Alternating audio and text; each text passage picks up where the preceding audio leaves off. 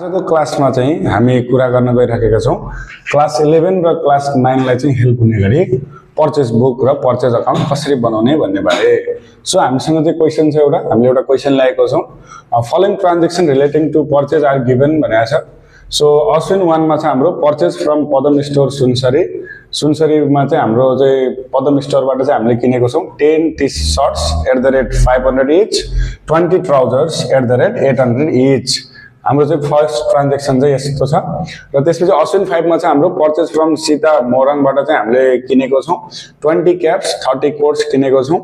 र यसमा चाहिँ हाम्रो के दिएको छ त ट्रेड डिस्काउन्ट पनि दिएको छ दुईटै आइटममा। त्यसपछि अश्विन 10 मा चाहिँ हाम्रो पर्चेज फर क्याश फ्रम स्याम and store 20 shirts @RS 4000 each भनेको छ। अब यसमा चाहिँ हाम्रो फर क्याश भनेको छ है त। अब यो क्याश भनेको छ भने चाहिँ हाम्रो चाहिँ पर्चेज बुकमा आउने भएन। अब हामीलाई रिक्वायर्डमा के सोधेको छ हेर्नु त, एउटा पर्चेज बुक सोधेको छ, अर्को पर्चेज अकाउन्ट सोधेको छ। सो स्टुडेन्ट्स आजको क्लासमा चाहिँ हामी के सिक्छौं भने चाहिँ how to make purchase book and how to make purchase account. हामीले पर्चेज बुक चाहिँ कसरी बनाउने भनेर चाहिँ अघिल्लो भिडियोमा चाहिँ सिकिसकेको छौं। सो आजको एक्स्ट्रा कुरा चाहिँ के हुन्छ भने चाहिँ पर्चेज अकाउन्ट पनि हामी सिक्छौं आजको क्लासमा। ल स्टार्ट गरौँ है त।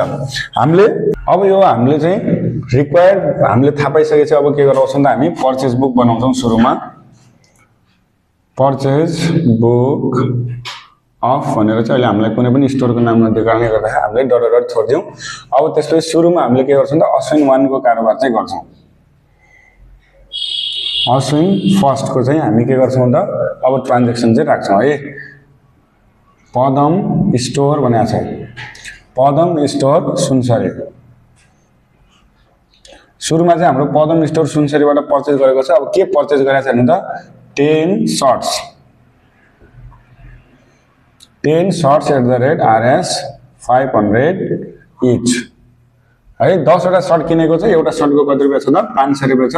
सजिलोको लागि तपाईहरुले यहाँ 10 × 500 पनि गर्न सक्नुहुन्छ। यो हाम्रो टोटल कति भयो त 5000 रुपैयाँ चाहिँ भयो। अब त्यसपछि अर्को छ हाम्रो 20 ट्राउजर्स किनेको छ। 20 ट्राउजर्स हाम्रो कति छ त RS 800 इच छ। सजिलोको लागि तपाईले के गर्न सक्नुहुन्छ 20 × 800 है। 20 वटा ट्राउजर किन्यो, तर एउटा ट्राउजरको कतिले त 800 को दरले किन्यो भने चाहिँ टोटल यसले कति किन्यो त 16000 को चाहिँ किन्यो। अब यसलाई चाहिँ हामीले के गर्छौं 21000। अब टोटल हाम्रो चाहिँ पदम स्टोरबाट टोटल किनेको चाहिँ कति रहेछ त 21000 चाहिँ रहेछ। अब त्यसपछि हामी गर्छौं अर्को अश्विन 5 को है। अश्विन 5 मा के छ भन्दा सीता मोरङबाट चाहिँ किनेको छ। सीता भन्ने हाम्रो चाहिँ सप्लायरसँग मोरङबाट किनेको छ। अब यसमा के किनेको छ 20 क्याप्स @RS 200 इच।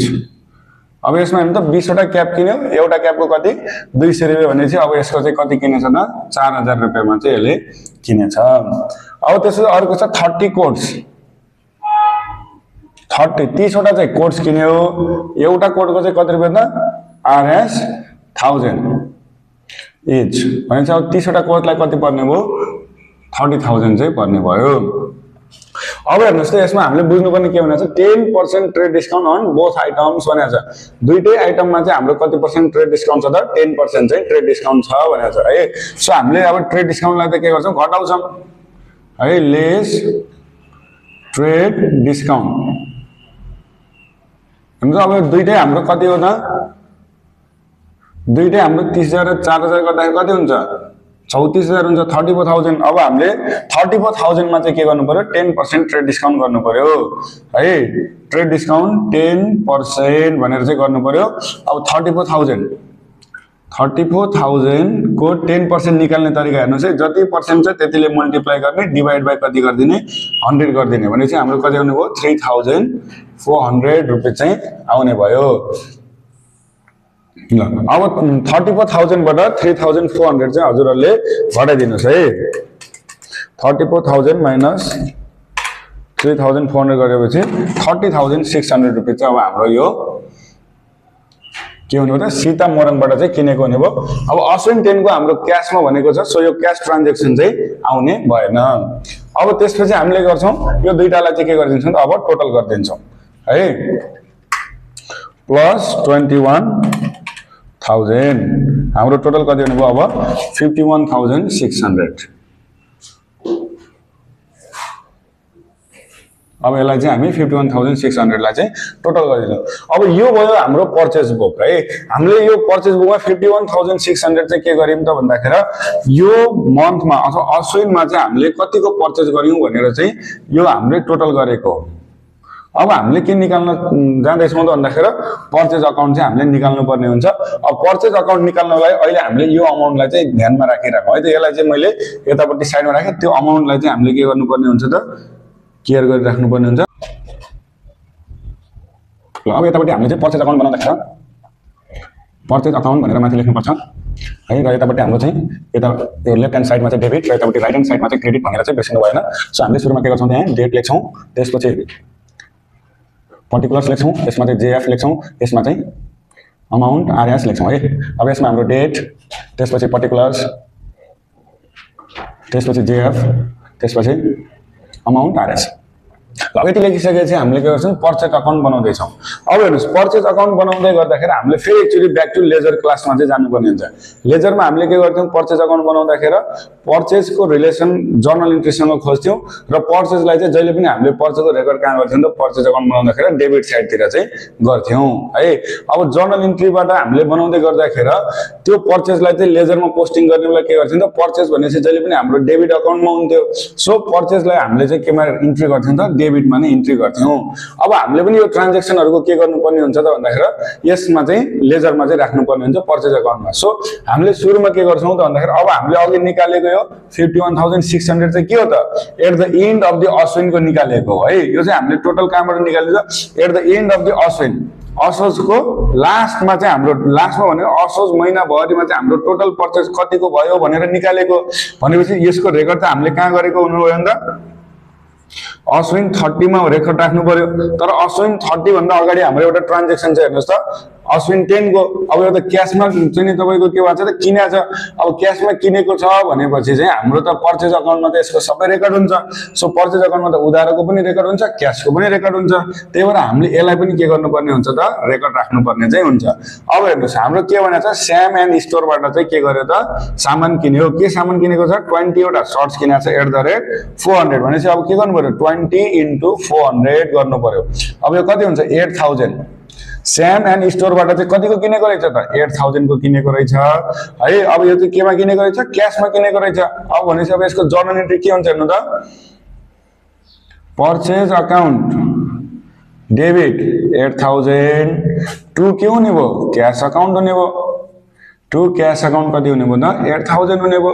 सो अब यो जर्नल इन्ट्रीलाई चाहिँ हामीले लेजरमा पोस्टिङ गर्दाखेरि के गर्थ्यौँ भन्नु त जुन अकाउन्ट बनाउँदैछौँ त्यो अकाउन्टलाई हेर्थ्यौँ तर टाइटल चाहिँ के लेख्थ्यौँ त अपोजिट टाइटल लेख्थ्यौँ। सो अब हामीले चाहिँ पर्चेज हाम्रो कुन साइडमा छ डेबिट साइडमा छ भने चाहिँ डेबिटमा इन्ट्री गर्नु पर्यो है। अश्विन 10 लाई चाहिँ हामीले कहाँ इन्ट्री गर्नु पर्यो डेबिटमा। के लेख्नु पर्यो हेर्नु त डेबिट साइडमा जहिले पनि 2 भनेर लेखिन्छ। टु क्याश अकाउन्ट भनेर चाहिँ हामीले कति लेख्नु पर्यो अब 8000 रुपैयाँ चाहिँ लेख्नु पर्यो है। अब यो ट्रान्जेक्सनको इन्ट्री भइसक्यो। अब यो दुईटाको त हामीलाई एज अ होलमा पर्चेजको अमाउन्ट त थाहा छ। हेर्नुहोस् है अब हामीले त सामान त्यो माथि केमा किनेको थियौँ त उधारोमा किनेको थियौँ। अब यो त क्याशमा ट्रान्जेक्सन हुँदाखेरि जर्नल इन्ट्री यो बन्यो। उधारोमा किनेको बेला हाम्रो के हुन्थ्यो हेर्नु त पर्चेज अकाउन्ट डेबिट टु चाहिँ के हुन्थ्यो त हाम्रो टु क्रेडिटर्स अकाउन्ट हुन्थ्यो है। अथवा चाहिँ name of the person or organisation हुन्थ्यो अथवा चाहिँ तपाईहरुको अकाउन्ट्स पेबल हुन्थ्यो। अब यो सबै कुराहरु चाहिँ हाम्रो के हुन्थ्यो त भन्दाखेरि उधारोमा किनेको बेला हुन्थ्यो। सो हामीले के गर्छौं त अहिले हामीले यो पनि उधारोमा किनेको पर्चेज हामीले कतिको गरेका छौं 51,600 को गरेका छौं। अब टु क्रेडिटर्सको नाममा चाहिँ हाम्रो कति छ त भन्दाखेरि 51,600। सो हामीले अब के लेख्नु पर्यो त्यहाँ अश्विन लास्टमा लेख्ने है। अश्विनको 30 मा के पनि लेख्छौं त हामीले टु सन्ड्री क्रेडिटर्स भन्ने सन्ड्री एउटा मात्रै क्रेडिटर भयो भनेपछि क्रेडिटर हुने भयो। अब धेरै भयो भनेपछि हामीले त्यसलाई के भन्छौँ सन्ड्री क्रेडिटर्स भनेर भन्छौँ। अब हाम्रो त दुईटा क्रेडिटर छन्, एउटा चाहिँ पदम स्टोर छ, अर्को सीतामोरन छ, त्यही भएर यो दुईटा चाहिँ हाम्रो के भन्छ सन्ड्री क्रेडिटर्सहरू भयो। अब हाम्रो कति भयो 51,600 रुपियाँ चाहिँ यो भयो। अब यो भइसकेपछि हामीले के गर्छौँ त भन्दाखेरि ब्यालेन्सिङ गर्छौँ। हेर्नुहोस् है, यसलाई के गर्छौँ ब्यालेन्सिङ गर्छौँ। अब ब्यालेन्सिङ गर्नको लागि त हामीसँग इजी मेथड छँदैछ। पहिला के गर्ने डेबिट टोटल गर्ने। हेर्नुहोस् है, ध्यान दिनुहोस्, डेबिट टोटल गर्ने। डेबिट टोटल हाम्रो कति हुने भयो 51 + 8 59,600 हुने भयो। अब क्रेडिट टोटल हाम्रो कति छ क्रेडिट टोटल 0 छ।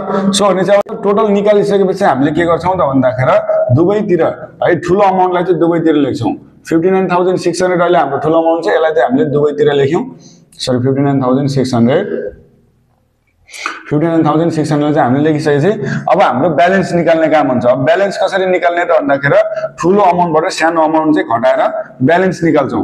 59,600 बाट 0 घटाए चाहिँ हाम्रो कति नै हुन्छ 59,600 नै हुने भयो। सो अब यसलाई चाहिँ हामीले कतातिर थप्ने त जतातिर कम छ त्यतातिर थप्ने। 59,600 अहिले हाम्रो क्रेडिट साइडमा कम थियो, सो क्रेडिट साइडमा चाहिँ हामीले थप्यौँ।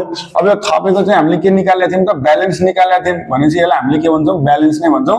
तर क्रेडिट साइडमा लेख्दाखेरि बाई भनेर लेखिन्छ। So by balance. अब यसलाई चाहिँ हामीले सिडी ब्यालेन्स भनेर चाहिँ भन्छौँ। र यो ब्यालेन्स जहिले पनि कहिले निकालिन्छ त at the end of the month Ashwin 30 मा चाहिँ हामीले ब्यालेन्स सिडी भनेर चाहिँ लेख्यौँ। अब यो सिडी निकालेको ब्यालेन्सलाई हामीले के पनि गर्नुहुन्छ पर्छ त भन्दाखेरि बिडी पनि गराउनु पर्ने हुन्छ। सो बिडी चाहिँ हामी कतिखेर गराउँछौँ त भन्दाखेरि अर्को महिनाको सुरुवातमा चाहिँ हामी यसको बिडी गराउँछौँ। सो कार्तिक 1 मा चाहिँ हामीले के गर्ने हो त अब यो ब्यालेन्स सिडीलाई चाहिँ टु ब्यालेन्स बिडी भनेर चाहिँ गर्छौँ। कति छ त हाम्रो 59,600 है। अब यो निकालिसकेपछि हाम्रो के हुने भयो त अब यो लेजर अथवा पर्चेज अकाउन्ट चाहिँ हाम्रो सकिने भयो। सो यसरी हामीले चाहिँ पर्चेज बुक र पर्चेज अकाउन्टलाई चाहिँ बनाउन चाहिँ सक्छौँ। Thank you.